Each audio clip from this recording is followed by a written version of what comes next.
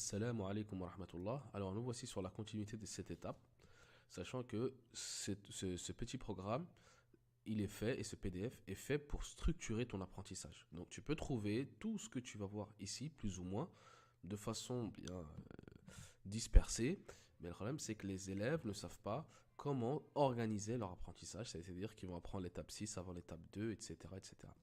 Donc suis étape par étape et tu verras que tu feras de grands progrès. Donc pour l'étape 4, qu'est-ce que c'est que l'étape 4? Ce sont les trois prolongations. Les trois prolongations qu'on appelle meddoun en arabe, et le pluriel c'est moudoud. Ça c'est très important, puisqu'en arabe c'est une langue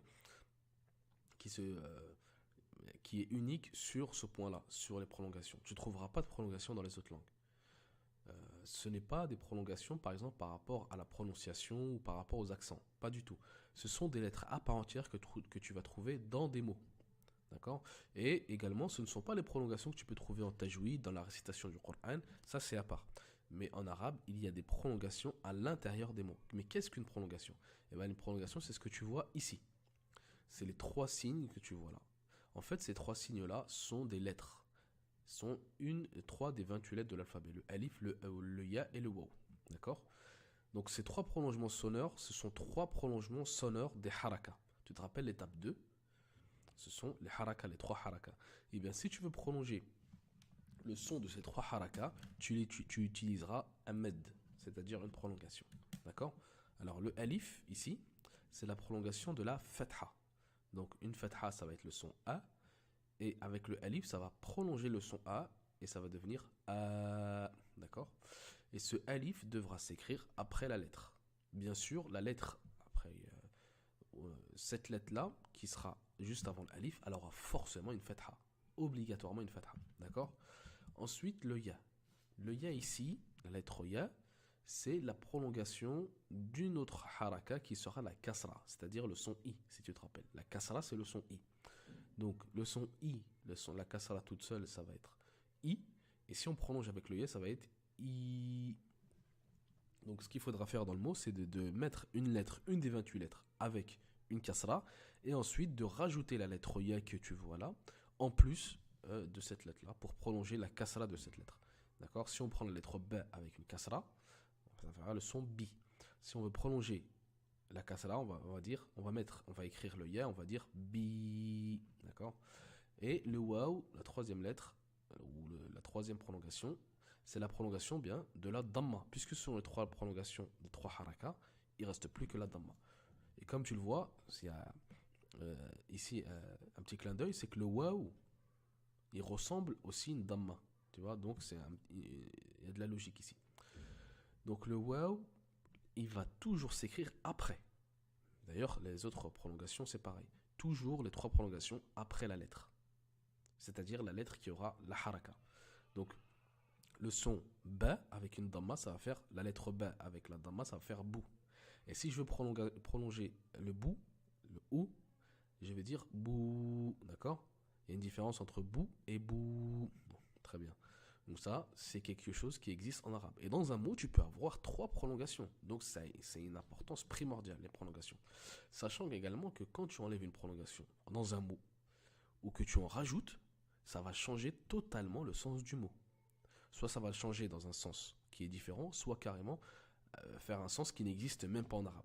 Donc les prolongations sont vraiment quelque chose de très important. Tu peux trouver ça dans pratiquement tous les mots en arabe. Pratiquement, je dis bien pratiquement. D'accord?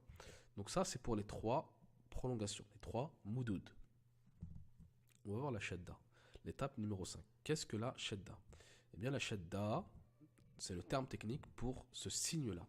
Ce signe-là que tu vas placer au-dessus d'une lettre. Au-dessus d'une lettre. D'accord? C'est une sorte de 3 allongé, à l'envers, en biais. C'est ce signe-là. Alors, qu'est-ce que la shadda en fait? Ben, précédemment, sur l'étape numéro 4, on avait vu que si on voulait prolonger la haraka, on rajoutait une prolongation. Et bien, la shadda ici, ça va pas être ça n'aura aucun rapport avec les harakas, les voyelles, mais ça aura un rapport avec les consonnes.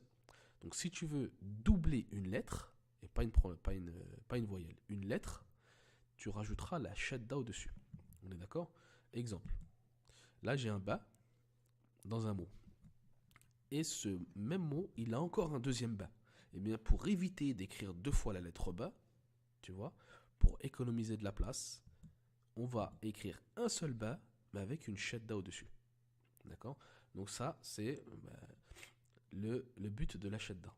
C'est l'objectif de la shadda, c'est de montrer que la lettre qui est en dessous, elle est doublée. Elle existe deux fois. Et au niveau du son, ce qu'il faut savoir, c'est que ça aura une incidence. Il faudra appuyer deux fois plus lors de la prononciation sur la lettre qui aura une shadda. Il faudra appuyer beaucoup plus. Donc, le ba avec fatha ici, sans shadda, ça fera le son ba. Et si on rajoute une shadda, on dira ba. On appuiera. Sachant aussi que la shadda n'exclut pas les haraka. Donc, tu le vois ici, la shadda, elle est en rouge. Et au-dessus, il y a quoi? Il y a une haraka, il y a une fatha. Donc, c'est pas interdit. Tu peux avoir une haraka avec la shadda, même c'est obligatoire. Ça n'existe pas de shadda sans haraka. Donc tu auras la shadda avec soit la fatha, soit la damma, ou soit la kasra. Et je rappelle encore une fois que la shadda sert à doubler la lettre. Et au niveau de la prononciation, on appuiera beaucoup plus. Très bien. Ça, c'est l'étape numéro 5. Pour l'étape numéro 6, c'est l'avant-dernière, c'est très simple. C'est quelque chose qu'on appelle les tanwin. Tanwinun. D'accord? En arabe, il y en a 3. Tu vois, c'est pas énorme. Toujours le chiffre 3 qui revient. Alors, les tanwins, ce qu'il faut savoir, c'est qu'ils sont toujours en fin de mot. Tu les trouveras jamais en début ou en milieu de mot. C'est impossible. Les tanwins, qu'est-ce que c'est? C'est 3 signes que tu vas écrire et qui auront une relation avec les harakas. Donc, un des tanwins, c'est celui-là. Qu'est-ce que tu remarques? C'est la fatha qui est doublée.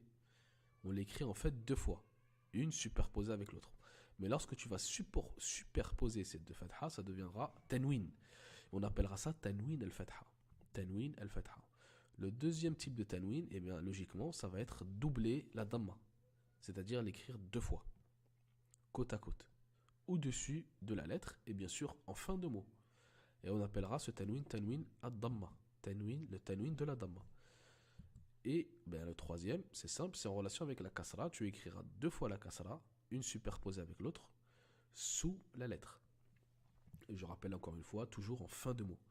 Et qu'est-ce que ça représente le tanwin en termes de prononciation? Ben, c'est tout simple, c'est le son n pour le premier, le son un pour le deuxième et le son in pour le troisième. Ça, c'est au niveau de la prononciation et de l'écriture. Bien sûr, au niveau de la grammaire et de la compréhension, quand on met un tanwin, il y a une raison. Quand on met un tanwin, il y a une raison. Mais là, dans un premier temps, c'est de savoir lire le tanwin. Donc toujours le tanwin en fin de mot et il est en relation avec les harakas. Très bien. Alhamdulillah, tu vois que c'est simple. On a fait les 3 étapes qui suivent et Inch'Allah, on va faire l'étape numéro 7 pour clôturer cette formation express.